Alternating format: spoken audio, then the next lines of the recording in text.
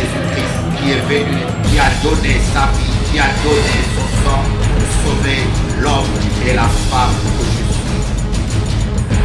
Ne parle pas d'une religion. Vous allez voir les sorciers et les voisins qui vous demandent de l'argent pour leur servir, alors que Jésus, le Fils de Dieu, il te donne toute la grâce.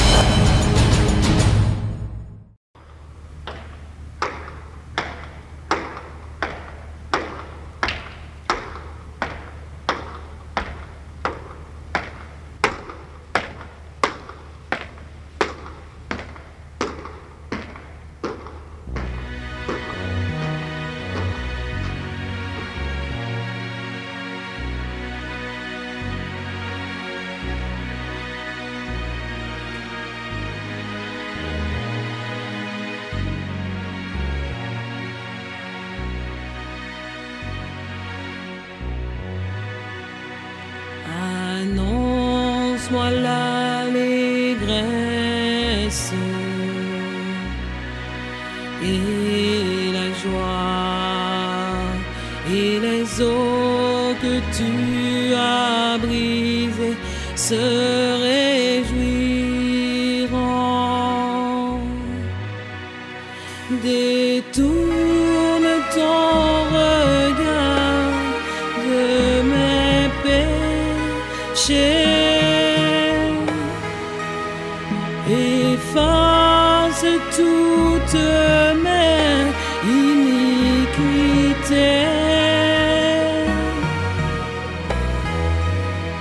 Oh Dieu, crée en moi un cœur pur, et les eaux que tu as brisées se réjouiront. Et les eaux que tu as brisées se réjouiront.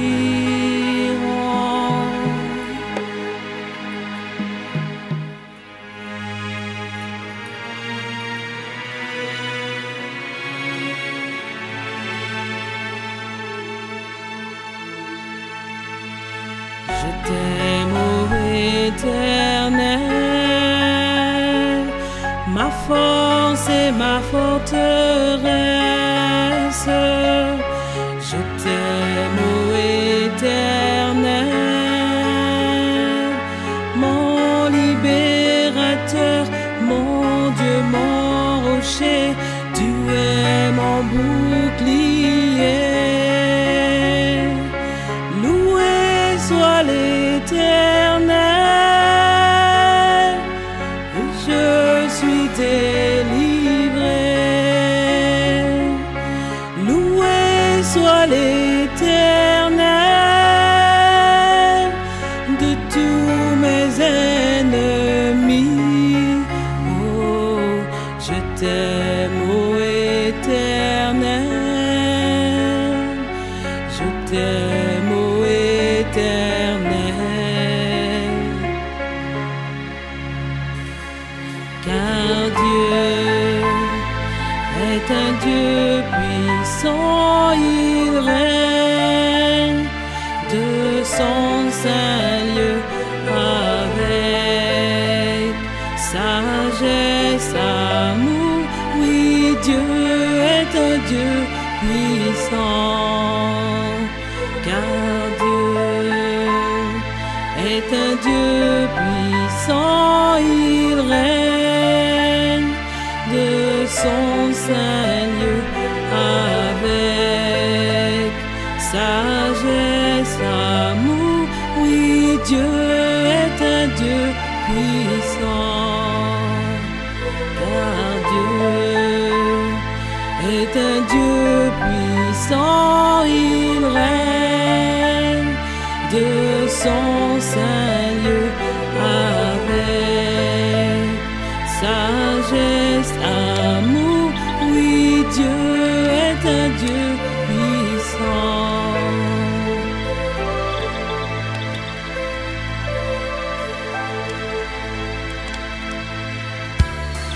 Esprit de Jésus-Christ,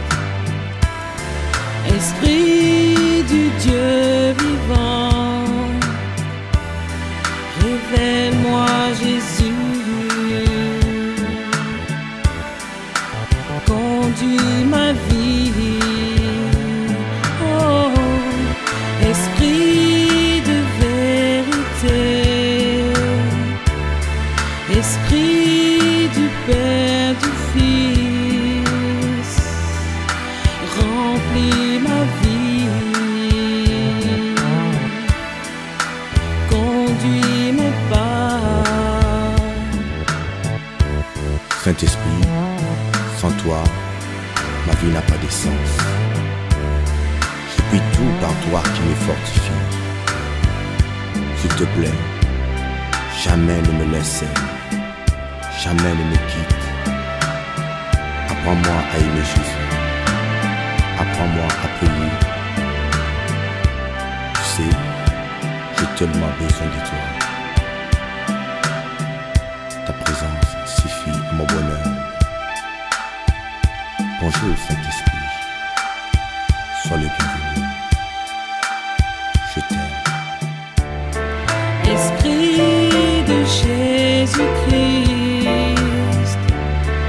Esprit du Dieu vivant, révèle-moi Jésus, conduis ma vie. Oh, Esprit de vérité, Esprit du Père, du Fils, remplis ma vie, conduis mes pas.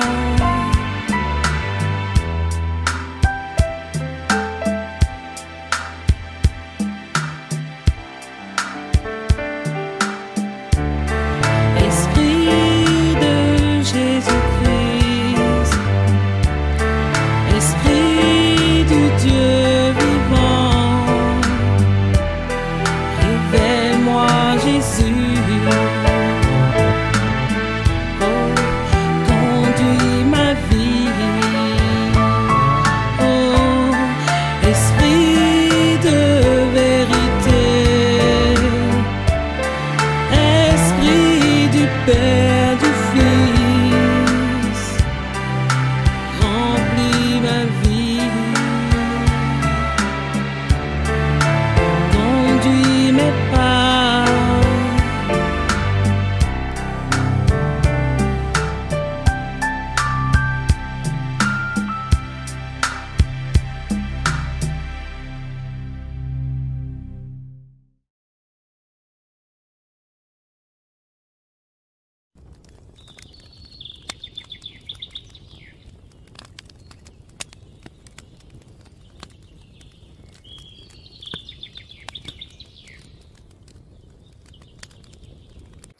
Bon, maintenant, nous allons voir la suite.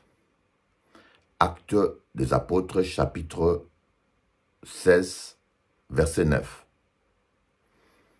Pendant la nuit, Paul eut une vision. Un Macédonien lui apparut et lui fit cette prière. « Passe en Macédoine, secours-nous. » Après cette vision de Paul, nous cherchâmes aussitôt à nous rendre en Macédoine, concluant que le Seigneur nous appelait à y annoncer la bonne nouvelle. Vous voyez, les apôtres, l'apôtre Paul, c'était pas un opportuniste.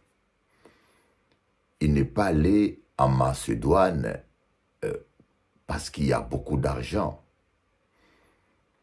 ou parce que c'est l'Europe. Malheureusement, aujourd'hui, les gens sont conduits par la chair. Les gens sont conduits par la recherche des gains.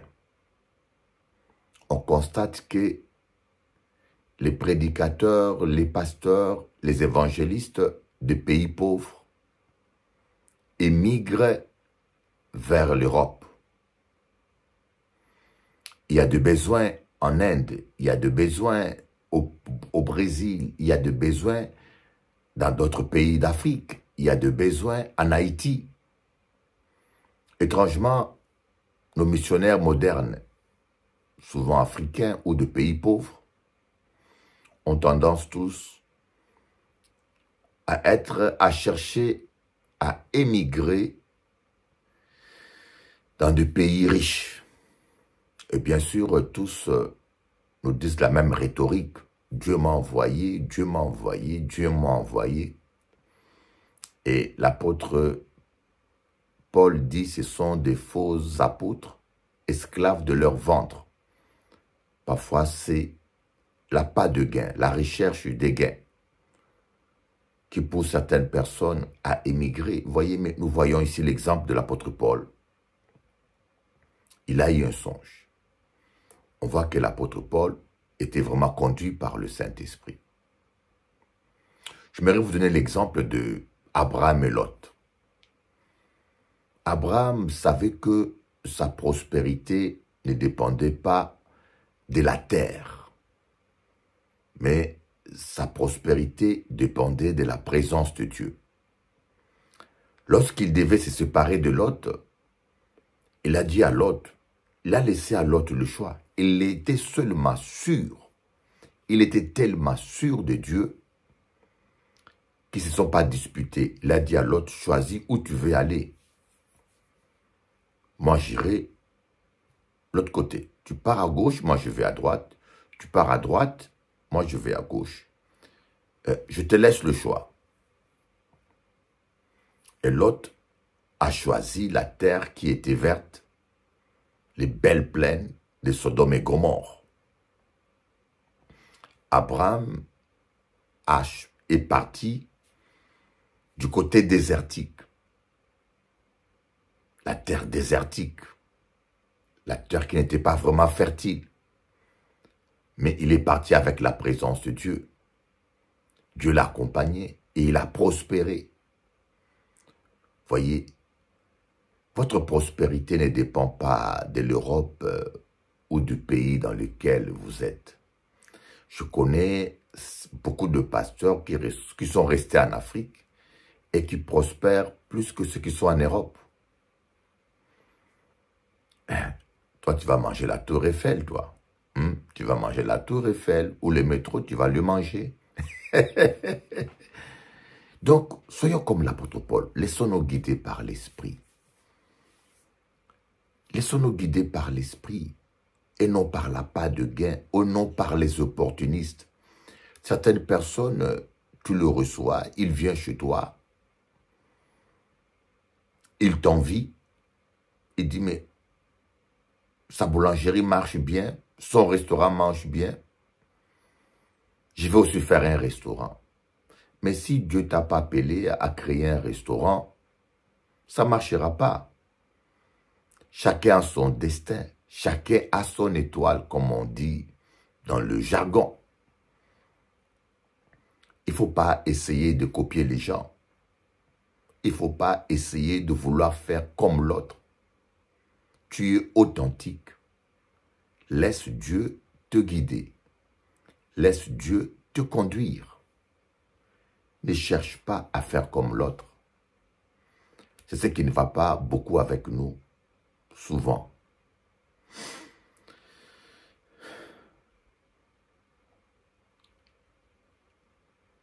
Copier, envier. Et des gens qui, vous savez, il y a des gens qui vous prennent comme modèle et qui vous copient parce que vous êtes un modèle pour eux. Il n'y a rien de mal. Mais il y a des gens qui vous copient par envie ou par jalousie. Et croyez-moi, ces gens-là sont dangereux. Tu ouvres une église à Paris, lui aussi vient à Paris, il ouvre. Tu ouvres une église à tel endroit, lui aussi il fait. Ce sont des gens dangereux. Dangereux. Ils essayent de vous copier et lorsqu'ils n'arrivent pas, ils deviennent très méchants. Croyez-moi, des fois, ils deviennent très méchants. L'apôtre Paul n'a pas choisi la Macédoine parce que c'était l'Europe. Mais je pense qu'à l'époque, la Macédoine n'était pas aussi prospère que Corinthe ou que Jérusalem. Mais l'apôtre Paul ne regardait pas au gain. Il s'est laissé conduire par l'Esprit. Il a eu un songe, il a vu quelqu'un de Macédoine qui l'appelait au secours et il a conclu que c'est le Seigneur qui l'appelait. Mais nous allons voir que, bien que c'était le Seigneur qui l'appelait, cela n'a pas empêché qu'il rencontre certaines difficultés certains combats, certaines oppositions. Ce n'est pas parce que tu es conduit par l'Esprit de Dieu que tu ne vas pas rencontrer des difficultés, que tu ne vas pas rencontrer l'opposition. Mais vous savez, dans diverses situations que nous traversons, parfois nous traversons un processus où Dieu veut nous dépouiller de notre orgueil. Parfois nous passons un processus où Dieu veut briser notre colère. Parfois nous passons un processus où Dieu veut simplement nous façonner. Dieu sait pourquoi il permet toutes choses. L'apôtre Paul, en prenant ce chemin de Macédoine,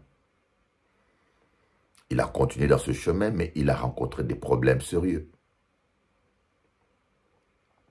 Il a rencontré une femme qui avait un esprit de python et qui rencontrait des bonnes aventures. Comme on peut dire, une aventurière.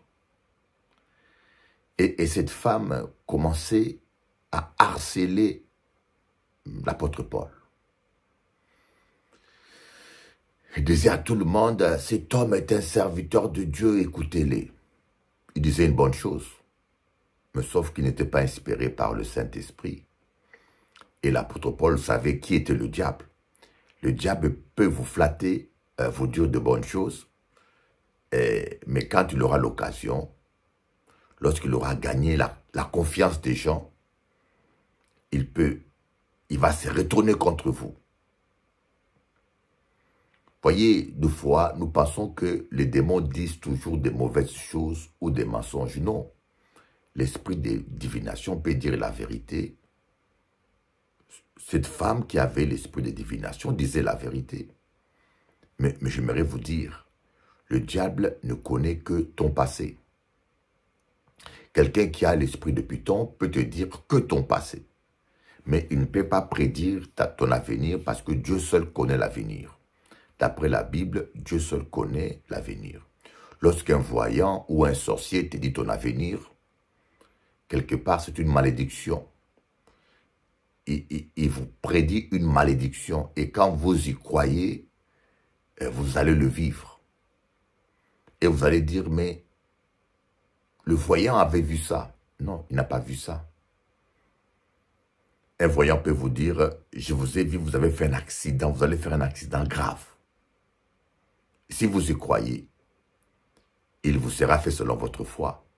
Vous ouvrez la porte à un esprit d'accident et vous allez vivre aussi un accident grave.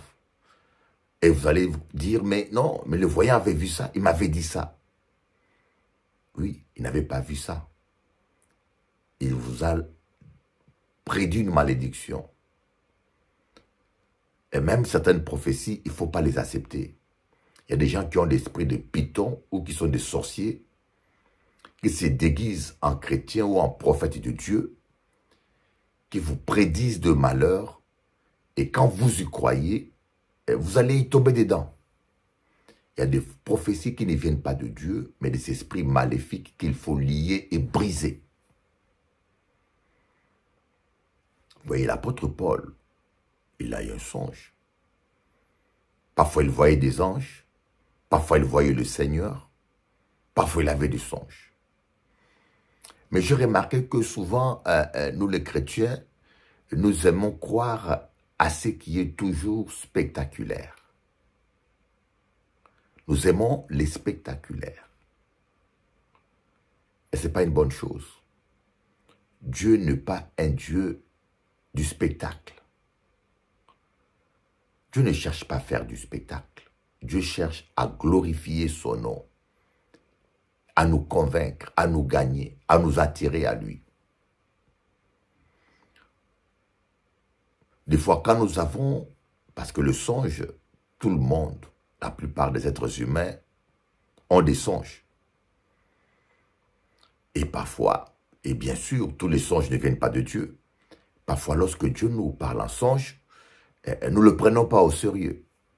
Voilà un exemple. Moi, comme je vous ai dit, j'ai eu un songe. Au début, j'ai eu une vision. J'ai vu la pluie qui tombait, une pluie douce.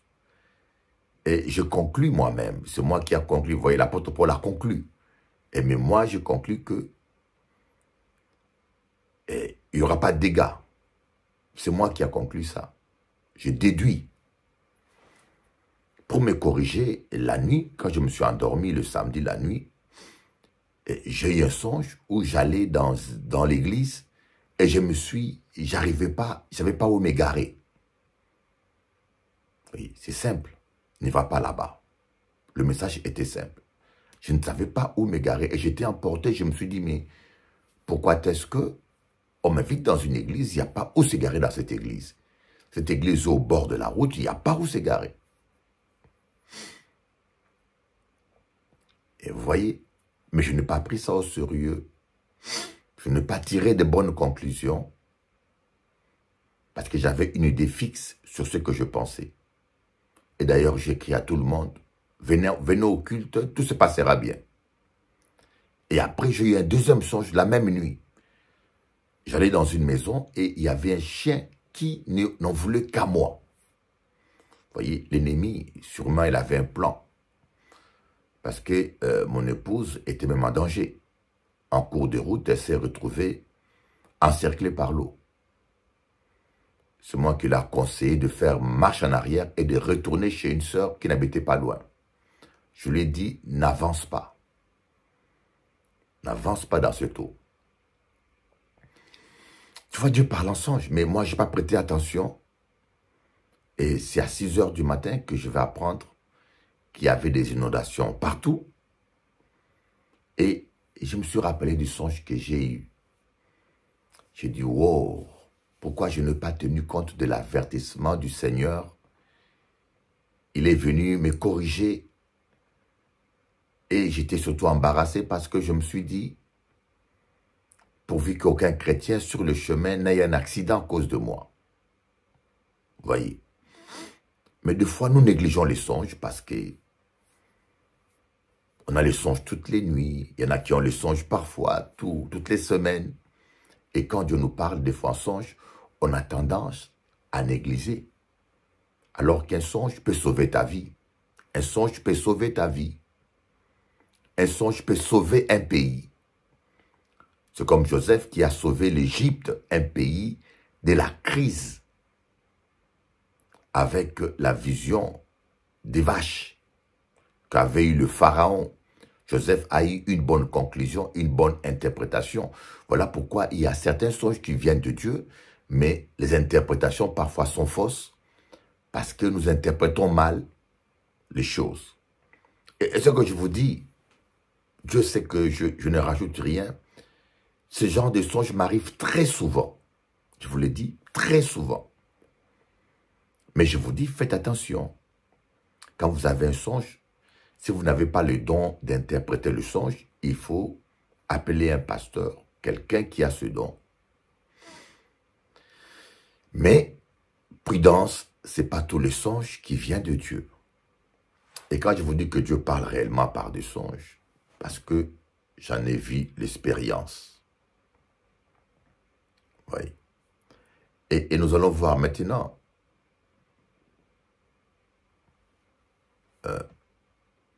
ce verset qui nous dit quelque chose. L'apôtre Paul qui obéit à Dieu. Et là, il rencontre une femme qui a l'esprit de Python, qui commence à l'harceler. Et l'apôtre Paul n'a pas réagi. Mais je me suis dit, mais pourquoi l'apôtre Paul, dès le premier jour, n'a pas chassé ces démons? Cette femme disait des bonnes paroles. Il y a une possibilité, peut-être qu'il pensait que c'est l'Esprit de Dieu, mais non, je ne pense pas. Parce qu'il savait bien que c'est une femme, une voyante, qui avait l'esprit de Python. Donc l'apôtre Paul savait bien que ce n'était pas une chrétienne.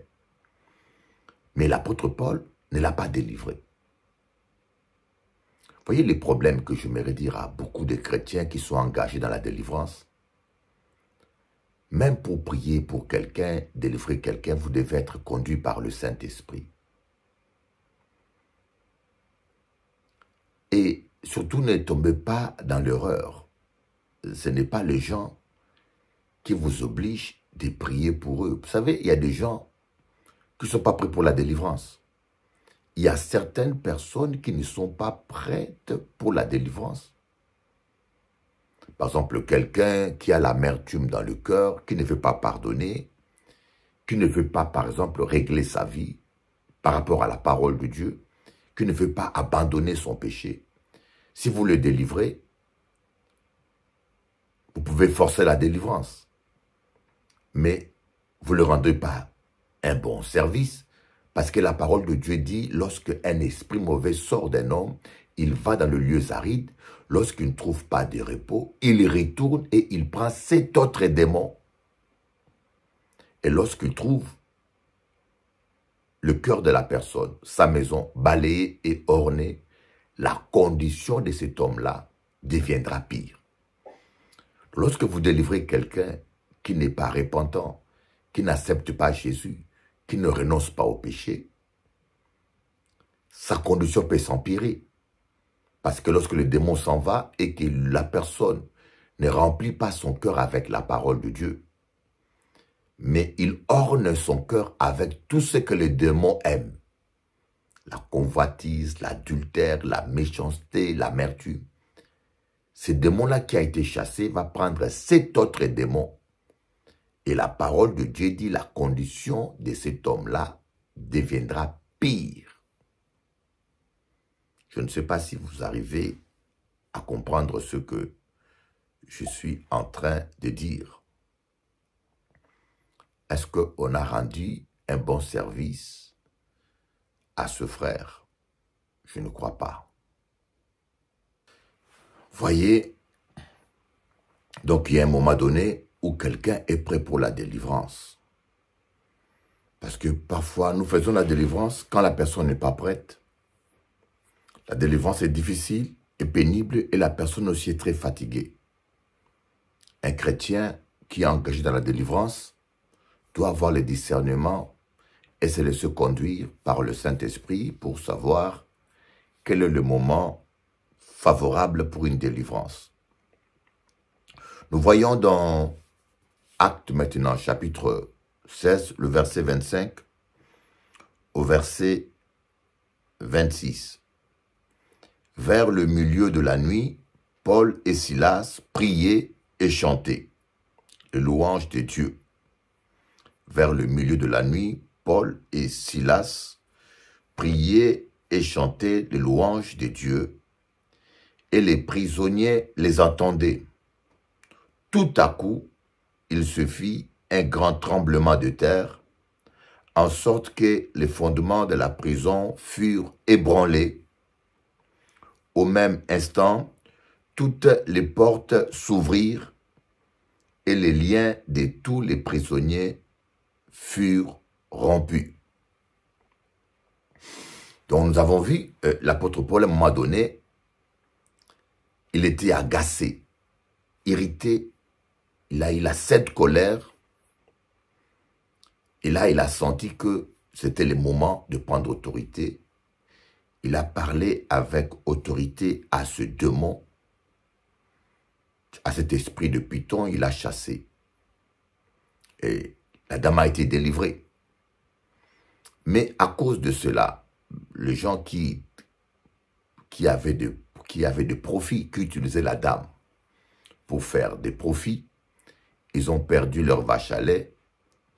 Ils ont tabassé l'apôtre Paul et Silas, tabassé. Ils les ont mis en prison après les avoir chicotés. Je peux vous dire, la chicotte à l'époque, c'était une véritable torture. Croyez-moi, c'était une véritable torture. Et l'apôtre Paul a été chicoté. Et malgré ça, à minuit, la nuit, en plein milieu de la nuit, l'apôtre Paul et Silas, ils ont eu une réaction inattendue. Ils ont commencé à louer Dieu. ils ont commencé à louer Dieu.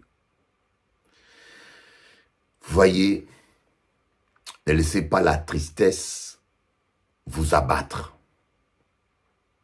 Ne laissez pas les circonstances, la prison vous arrêter dans la prière et dans la louange. David dit, je louerai l'Éternel tant que je vivrai, je psalmodierai en son honneur tant que j'existerai. Voyez, pour louer Dieu, vous savez, je connais des gens qui louent Dieu seulement quand tout va bien. Quand ils ont de bonnes nouvelles, quand tout va bien, là, ils sont en train de louer Dieu, ils sont contents, ils chantent des cantiques, ils sont heureux, voilà. Mais quand ils passent un temps difficile, ils ont tendance à abandonner la louange. Des fois, ils vous disent, mais où est Dieu? Mais pourquoi Dieu permet que je vis telle situation ou telle situation? Mais l'apôtre Paul, en pleine prison, avec la douleur dans sa chair,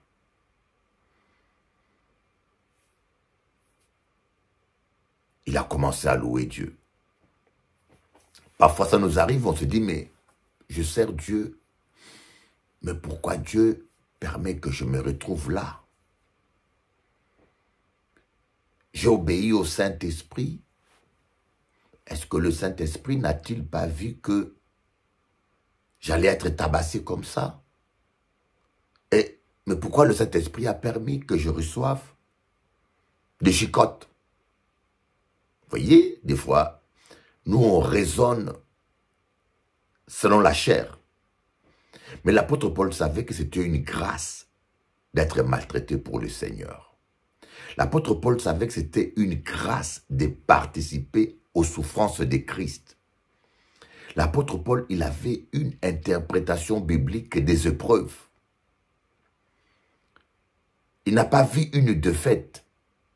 Il n'a pas vu une méchanceté ou une indifférence de la part de Dieu. Mais il a vu dans sa souffrance une faveur. J'ai tellement vu des gens se plaindre et pleurer même. On a dit ça sur moi. Je serai honnête avec vous. Même moi, ça m'est arrivé de me plaindre. Mais pourquoi on dit ça sur moi? Pourquoi les gens sont méchants? Ça m'est arrivé plusieurs fois de me plaindre. Eux-mêmes d'en vouloir aux gens. Mais que dit la parole de Dieu? Heureux serez-vous lorsque on parlera mal de vous à cause de moi. Mais je peux vous avouer que lorsqu'on attend certaines choses qu'on dit à notre propos, des fois on n'est pas heureux. Franchement, on se plaint. Mais l'apôtre Paul savait que souffrir pour Christ, subir des outrages pour Christ, était une bénédiction parce qu'il voyait au-delà de la vie présente. Il savait que c'était une couronne, il y a une récompense lorsque vous souffrez, lorsqu'on vous rejette, lorsqu'on vous calomnie, lorsqu'on ment sur vous à cause de Christ. Il y a une récompense. C'est la raison pour laquelle il a commencé à louer Dieu.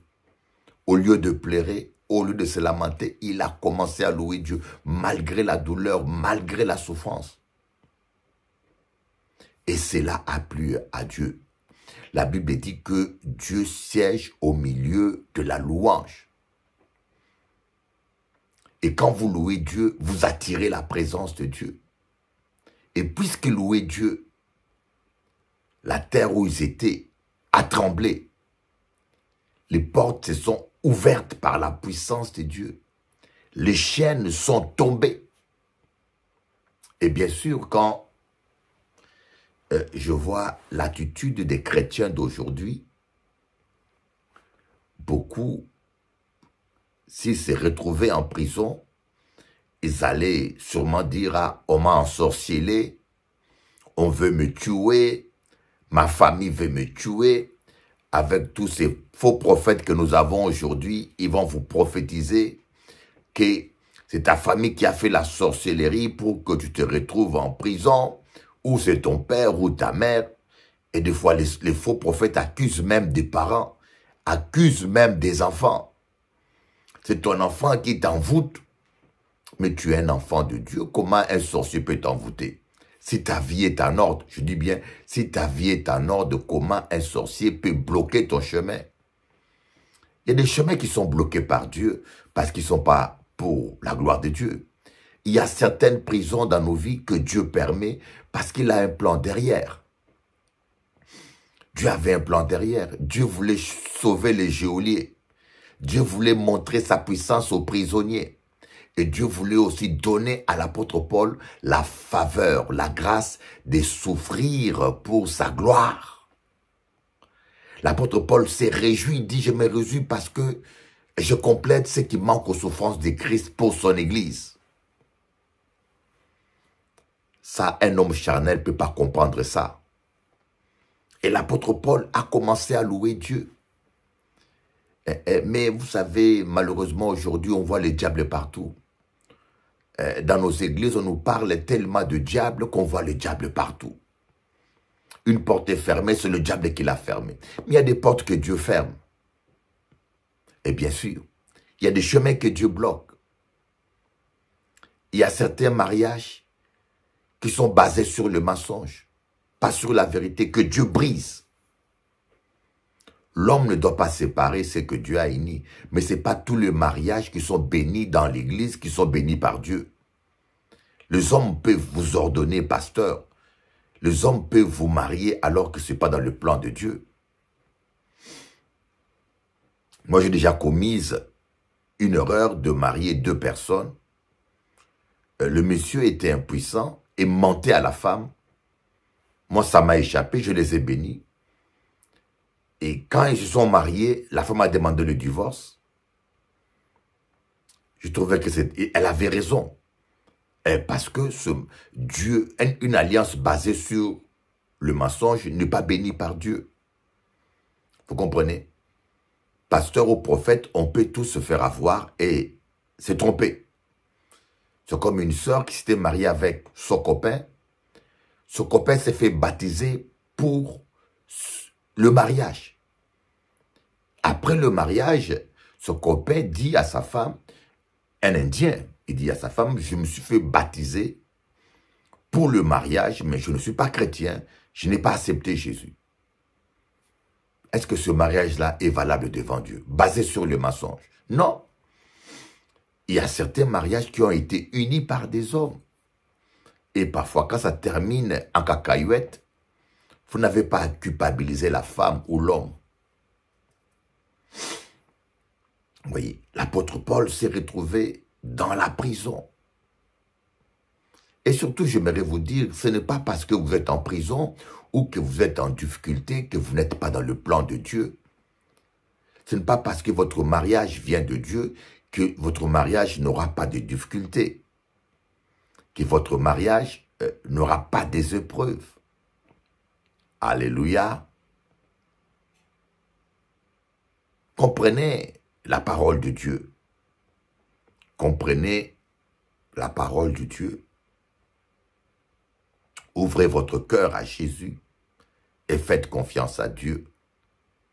Faites-lui simplement confiance, il ne vous décevra jamais. Il ne déçoit jamais ses enfants. Et parce qu'il est un Dieu bon, il est un Dieu merveilleux. Alléluia. Et l'apôtre Paul, en pleine prison, il a commencé. Mais ce qui est impressionnant, c'est que Dieu, quand il a délivré l'apôtre Paul, il n'a pas seulement délivré l'apôtre Paul, mais il a délivré tous les gens qui étaient en prison avec lui. N'est-ce pas merveilleux? Tous les prisonniers. Donc parmi les prisonniers, il y avait des bandits, il y avait des méchants, il y avait des charlatans, il y avait des révolutionnaires, il y avait des violeurs. Mais tous ces gens ont été délivrés non parce qu'ils ont cru, ou même pas parce qu'ils se sont répandus, mais parce que Dieu a fait grâce à son serviteur. Voyez, lorsque vous êtes un enfant de Dieu, vos enfants seront délivrés. Votre famille sera délivrée. Même vos voisins peuvent être délivrés simplement parce que tu es dans ce quartier, parce que oh my God, si vous savez comment Dieu vous aime, comment Dieu vous bénit. Il veut pas seulement vous bénir, mais il veut faire de vous une source de bénédiction. Hayama sayama kama yanda baba. Shandalaba soto koroba rakata kama yende. Sandaraba yende reke ma yodo koma iraba sanda. L'apôtre Paul était béni. Tous les prisonniers, ce soir-là, ont été délivrés. Tous les prisonniers ont vécu la gloire de Dieu. Parce que un homme a loué l'Éternel. Je ne sais pas dans quelle prison vous êtes. Je ne sais pas quel est le type de prison que vous traversez. Peut-être que vous passez un temps difficile. Peut-être que vous êtes dans une prison financière. Peut-être que vous êtes dans une prison sentimentale. Ça ne va pas dans votre couple. Ça ne va pas avec votre mari peut-être. Ça ne va pas. Mais sachez que Dieu est Dieu. Sachez que Dieu est Dieu et que Dieu est capable. Que Jésus-Christ vous aime, que Jésus-Christ peut vous délivrer. Mettez-vous à louer Dieu. Quand ça ne va pas, c'est en ce moment-là qu'il faut louer Dieu. Ne vous laissez pas vous abattre. Quand ça ne va pas, écoutez, ne pleurez pas, il faut louer Dieu. Même David avait compris ça. Quand la tristesse l'envahissait, il a parlé à son âme, il a dit, mon âme, pourquoi t'as battu? Loue Dieu. Apprenez à louer Dieu, pas comme des païens qui sont heureux, qui dansent quand ils gagnent au loto. Mais apprenez à louer Dieu quand ça ne va pas. Apprenez à louer Dieu par la foi. Ils crurent à ses paroles et ils chantèrent ses louanges. Notre Dieu est grand. Notre Dieu est puissant. Notre Dieu est capable. Harima kaba shinda baba. Rien n'est compliqué devant notre Dieu. Votre situation n'est pas grave devant ce Dieu qui a créé les cieux et la terre. Ta situation n'est pas grave. Dieu va se glorifier dans ta vie. Dieu va manifester sa gloire dans ta vie. Et tu vivras la gloire de Dieu. Alléluia. Je te dis, tu vivras la gloire de Dieu. Parce que Dieu est grand. Dieu est puissant. Peut-être que tu es dans une prison sentimentale, dans ton couple, ça ne va pas, les choses se sont empirées. Peut-être tu dis que je n'ai pas de chance dans la vie. Pleurer, ce n'est pas la bonne solution. Rien n'est jamais perdu. Il ne faut pas que l'adoration et la louange s'éteignent dans ta vie. Peut-être que tu es en deuil ou tu es malade. Parfois, vous savez, la prison, c'est, on ne voit pas l'extérieur. On ne voit pas la vie à l'extérieur. On voit les quatre murs. La prison, c'est toute une situation, dans laquelle tu es, où tu ne vois pas la solution parfois. La prison familiale, la prison de la sorcellerie, tu sens que ta vie est bloquée. Une délivrance peut être une prison. Ça fait un temps qu'on prie pour toi, tu n'es pas délivré, ça dure. Tu te poses des questions, mais je m'aimerais te dire, ton Dieu est vivant, rien n'est jamais perdu tant qu'on a la foi en ces dieux. Il est capable. Alléluia. Crois simplement, Harikama Shinda Baba. Crois seulement. Crois seulement. On te dit de croire seulement.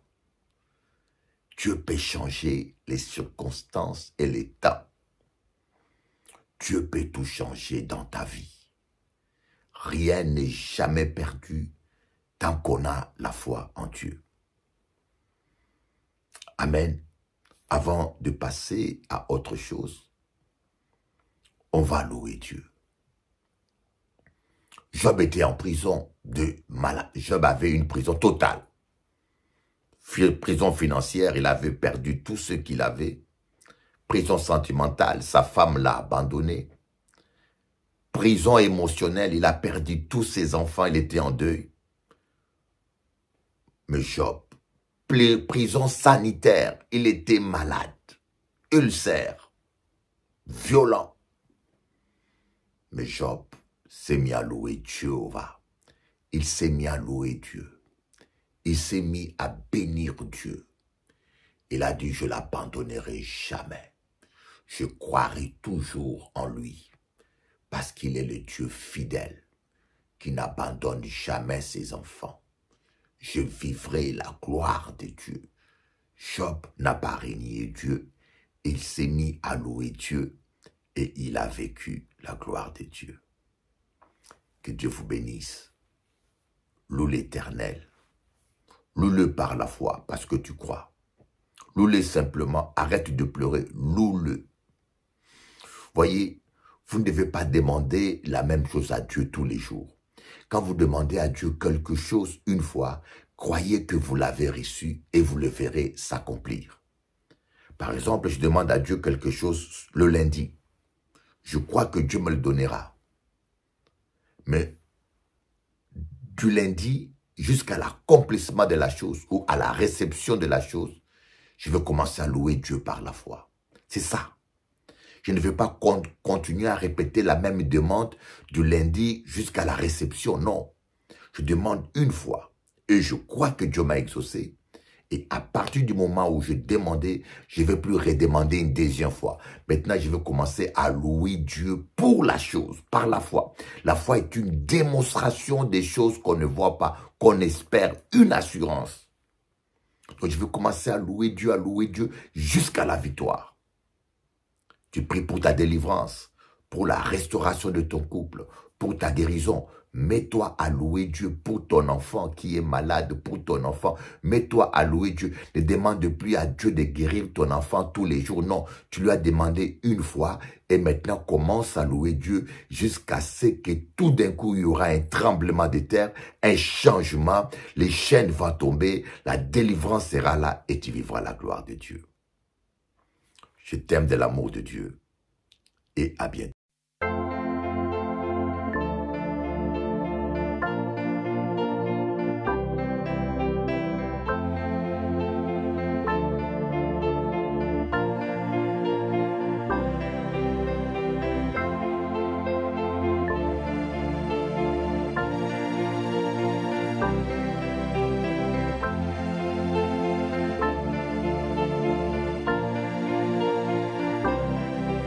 Jésus,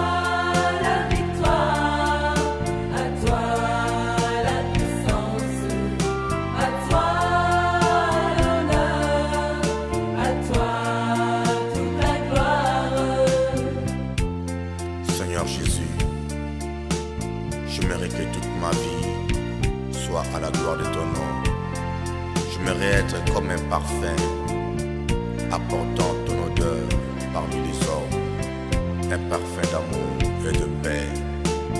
Apprends-moi, Seigneur, à te rendre toute la gloire qui te revient. Tu es le Dieu de ma vie et l'amour de ma vie.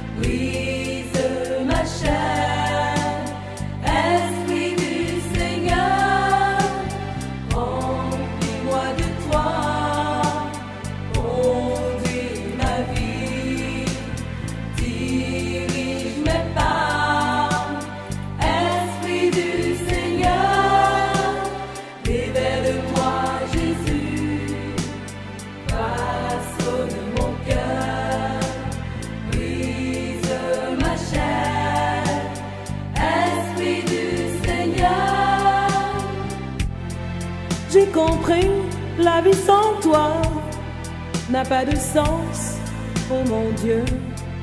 J'ai compris que le bonheur, c'est auprès de toi, Jésus. J'aimerais tant toute ma vie vivre auprès de toi, Seigneur. Bon odeur, c'est ta présence, Jésus.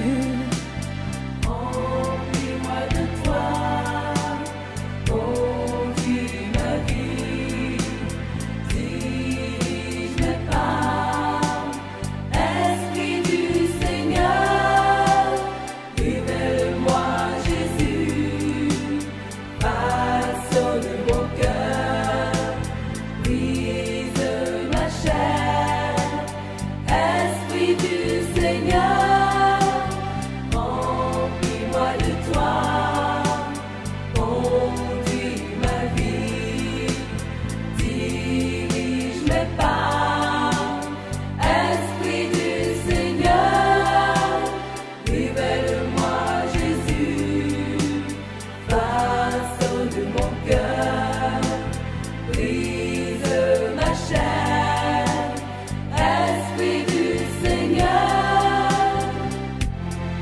Emmène-moi comme un aigle dans les hauteurs des montagnes, loin du monde, pour ne pas pécher contre toi. Oh Jésus, je voudrais tant t'obéir toute ma vie. Inspire-moi, Seigneur, par ton Saint-Esprit.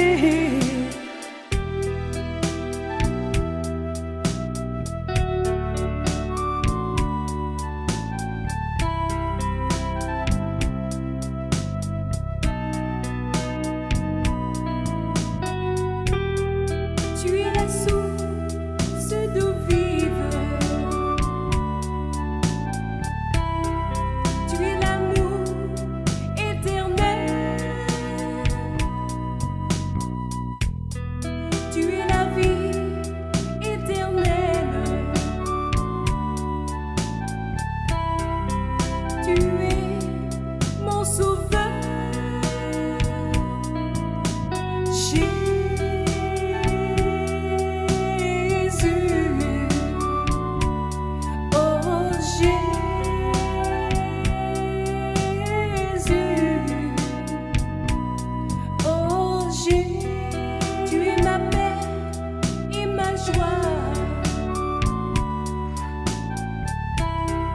Tu es l'amour de ma vie. Tu es tout mon bonheur. Tu es toute ma vie.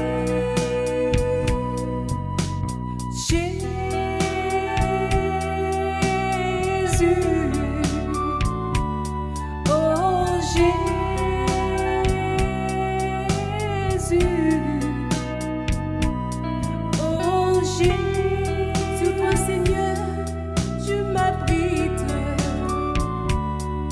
Quand les hommes m'attaquent, à toi, je me confie. Quels que soient les temps et les circonstances, c'est vers toi, Seigneur, que moi je crie.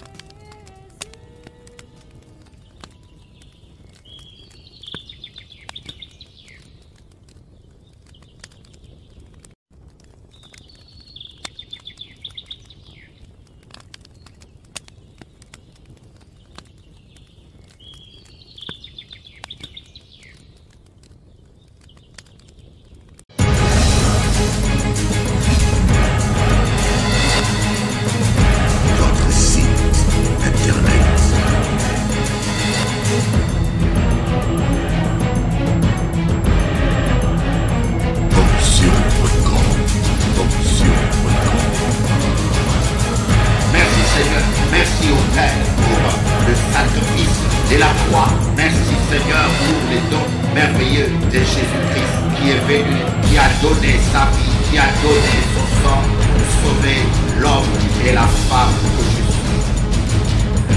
Ne parle pas d'une religion. Vous allez voir les sorciers et les voisins qui vous demandent de l'argent pour leur